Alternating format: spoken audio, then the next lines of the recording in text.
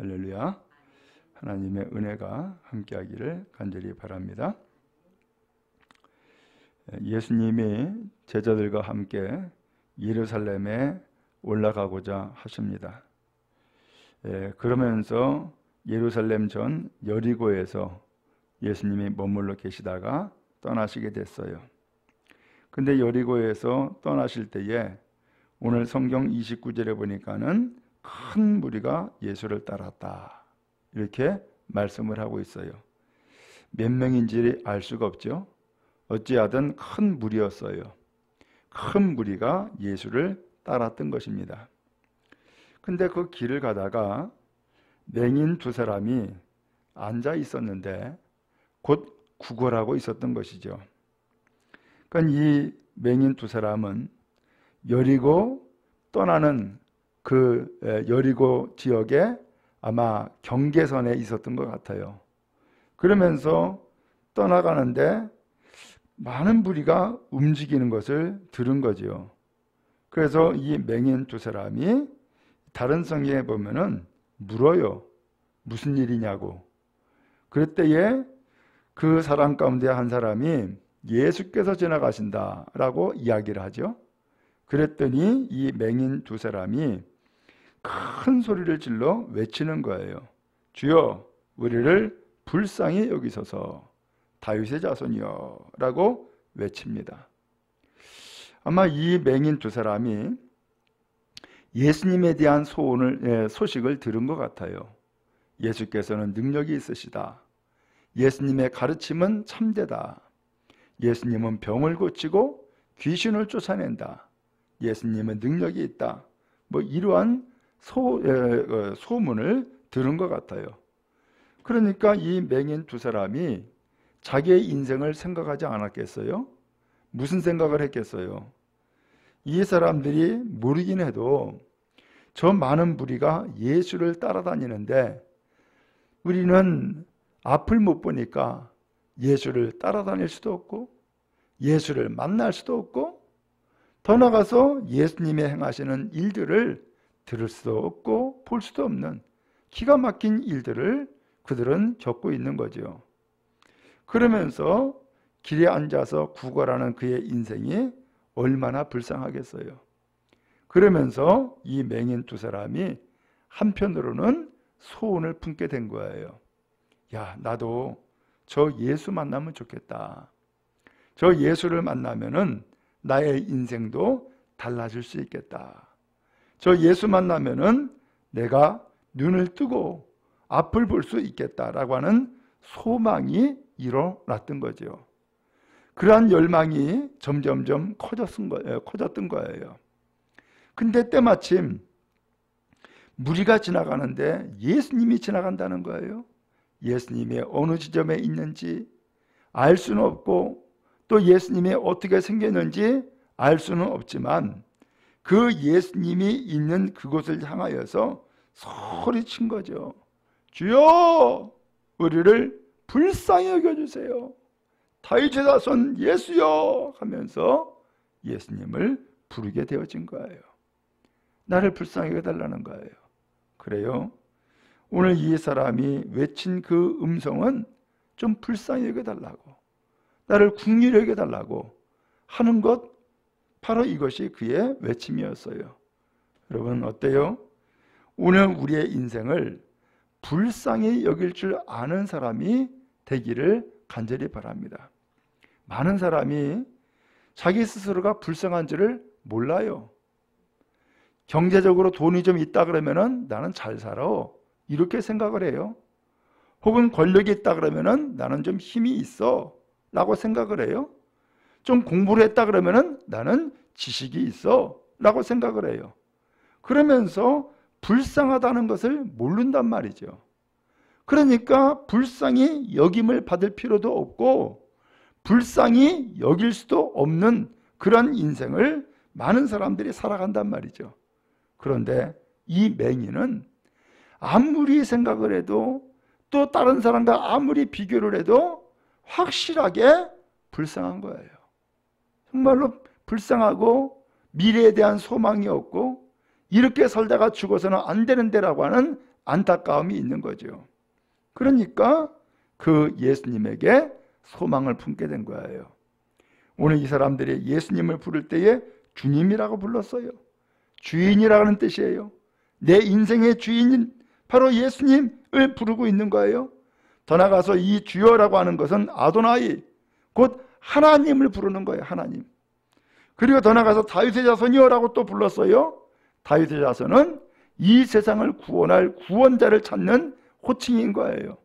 구원자는 다윗의 자손 가운데 나온다고 믿었어요. 그러므로 이 다윗의 자손이여라고 하는 것은 메시아요, 구원자요 라고 하는 뜻이에요. 이 사람은 앞을 못 보는 사람이었고 비록 구걸하는 인생이었지만 분명한 것은 예수님을 알고 있었고요, 예수님이 하나님의 아들이라는 사실과 예수님의 다윗의 자손이요 메시아라는 사실을 분명히 믿고 그 예수님을 향하여서 고백하며 외치고 있다라고 하는 사실이에요. 오늘 그런 의미에서 우리도 마찬가지예요. 오늘 여기 보니까는 큰 무리가 예수를 따랐지만 그 큰 무리 가운데에서 예수님을 이렇게 부른 사람이 없어요. 주님이라 부른 사람이 없고 다윗의 자손이라 부른 사람이 없어요. 심지어는 예수님의 제자까지도 예수님을 몰랐어요. 그래서 그 제자 가운데에서 어떤 제자는 어머니 대동하고 예수님한테 찾아가가지고서는 엎드려 절하면서 예수님한테 청원했잖아요. 당신의 나라가 이루어질 때에 나의 두 아들을 오른편과 왼편에 앉게 해주세요. 소위 말하면 그들은 권력자를 생각을 한 거예요. 세상에 권력을 주어지는 것이라고 생각을 하고 예수님한테 청탁을 했어요. 왜 그런 일이 벌어져요? 예수를 몰랐기 때문이죠. 예수를 진정 만나지 않았기 때문인 것이고요, 세상적인 가치관을 가지고서 예수님을 바라보았기 때문에 이루어진 일들인 것이죠. 그런데 그 많은 무리 가운데에서도 그 무리가 아닌 이 맹인 두 사람은 길가에 비록 앉아 있었지만 이 사람들은 분명히 예수님을 주님이라고 불렀고 다윗의 자손이라고 부름으로써 예수님이 누군지를 확실하게 믿고 고백하는 사람이었던 것을 알 수 있어요. 그러면 우리가 비록 불쌍하다 할지라도, 비록 가진 것이 없다 할지라도, 비록 오늘 우리가 연약한 가운데 있다 할지라도 주님을 확실하게 고백하고 확실하게 부르며 확실하게 찾는 은혜가 우리에게 있기를 간절히 바랍니다. 더 나아가서 내가 얼마나 불쌍한지를 깨달아 아는 은혜가 있기를 간절히 바랍니다. 내가 불쌍한 것을 알면은 이 불쌍히 여길 수 있는 분은 오직 주님밖에 없다는 것을 알고 주님을 구하고 주님을 찾는 거예요. 근데 내가 불쌍히 여기지 아니하면은 굳이 주님을 찾을 필요가 없어요. 또한 주님을 만날 이유도 없었던 거예요. 왜? 나 혼자 잘 사니까. 그런데 불쌍히 여기는 심령이 되어지니까 나를 불쌍히 여길 것은 오직 주님밖에 없는 것을 알고 주님을 간절히 구하고 찾고 있음을 보게 되어져요. 오늘 주님은 우리에게 말씀합니다. 너는 내게 부르짖으라. 내가 내게 응답하겠고 내가 알지 못하는 그 비밀한 일을 내게 보이리라. 주님 말씀했습니다. 그러므로 주님을 간절히 구하고 간절히 찾는 연약한 심령, 불쌍한 심령, 또한 주님 앞에 국류를 힘입는 믿음의 심령 다 되어지기를 간절히 바랍니다. 한편 이렇게 소리치자 무리 가운데 어떤 사람이 꾸짖었어요. 잠잠하라 라고 이야기를 한 거예요. 그의 목소리는 참으로 따가웠고 한편으로는 냉정했으며 그리고 더 나가서 이 사람을 꾸짖는데 냉엄하게 꾸짖었을지 모르겠어요. 그런데 이러한 꾸짖음에도 불구하고 이 맹인 두 사람은 더 크게 소리 지르는 거예요. 주여 우리를 불쌍히 여기소서 다윗의 자손이요 하면서 불렀어요. 왜요? 아무리 무리가 꾸짖어도 내 소원과 열정을 꺾을 수가 없었던 거예요. 그래요, 오늘 우리가 주님을 향한 열망이 뜨겁다면은 그 무엇으로도 우리의 길을 막을 수 없는 거예요. 그러므로 주님을 향하여서 열정을 갖고 열망을 갖고 달려나가는 우리 모두가 다 되어지기를 주님의 이름으로 축복합니다. 그래서 복되길 바랍니다. 주님을 만나기 바랍니다. 구하고 찾는 은혜가 우리 모두에게 있기를 간절히 바랍니다. 한편 예수님은 뭐 하셨을까? 놀라운 일들이 생겼습니다. 예수께서 머물러 서서 그들을 불렀다라고 말씀하고 있습니다. 수많은 무리에 떠밀려 가지고서 가시는 예수님이 가시던 길을 멈추시는 거예요. 가시던 길을 멈추니까 수많은 무리도 멈출 수밖에. 그러면서 예수님의 관심은 지금 예수님을 따르는 수많은 무리에게 관심이 있는 것이 아니라 누구에게 관심이 있어요? 큰 소리로 외치는 그 맹인 두 사람에게 관심을 가지고 계시는 거예요. 마찬가지예요. 오늘 세상에 많은 사람들이 예수 믿는다고 하고 있지만 진정 예수님이 관심 가지고 있는 사람은 그 많은 무리가 아니라 예수님을 전심으로 구하고 찾는 사람에게 주님은 관심을 기울이실 줄로 믿습니다. 그렇기 때문에 머물러 서시는 것이죠. 그래서 예수님은 이야기했어요. 그 사람들 불러와라. 불러왔어요. 불러왔는데 예수님이 단도직입적으로 말씀하죠. 너희에게 무엇하여 주기를 원하느냐? 예수님이 물으셨어요. 네 소원이 뭐냐라는 거예요. 왜 이렇게 소리 질렀냐라는 거예요. 그러면서 무엇을 하여 주기를 원하느냐라고 묻고 있어요. 여러분, 오늘 주님은 우리에게 항상 이것을 묻고 계실 줄로 압니다. 우리가 예배하고 기도하지만 주님은 우리에게 되묻는 거죠. 네 소원이 뭐냐? 라는 거죠. 넌 무엇을 해주기를 원해? 라고 묻고 있는 거죠. 오늘 우리가 소원이 주님 앞에서 분명하면 대답할 수 있어요. 오늘 우리의 분명한 소원을 가지고 있다면 오늘 우리는 언제든지 어느 때든지 대답할 수 있단 말이죠.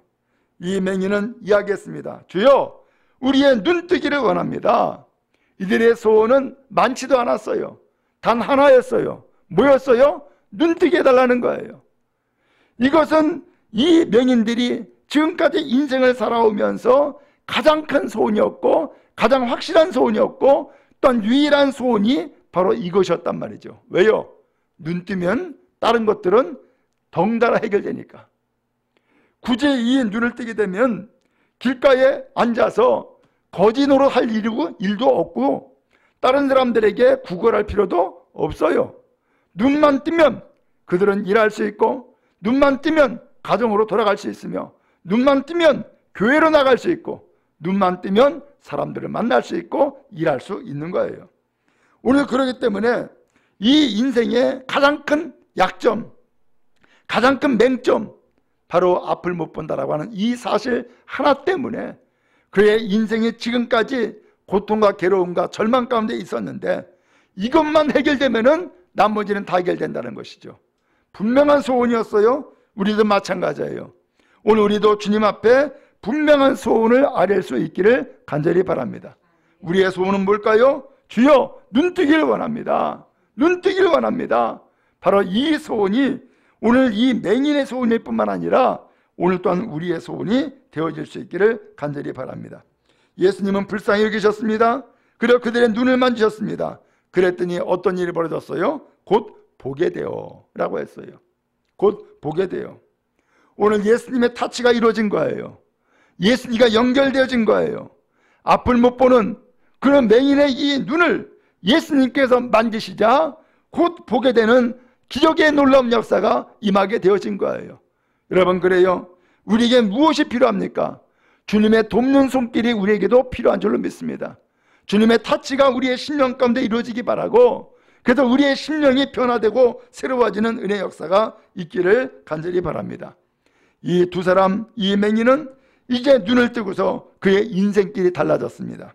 더 이상 그 길가에 앉아있지 않았습니다. 깡통을 들이밀면서 사람들에게 구걸할 일이 없었습니다. 그들은 예수를 따르는 인생으로 삶을 시작을 하게 되었습니다. 완전히 변화되고 달라진 것이죠. 그들은 이제는 더 이상 안진뱅이가 아닙니다. 일어섰습니다. 그들은 독립적인 인생을 살았고 그들은 예수를 따랐으며 그들은 예수님을 따르는 인생을 살 수 있게 되어진 것이죠. 이 놀라운 변화, 이 놀라운 역사가 어디에서 이루어졌어요? 길가에서.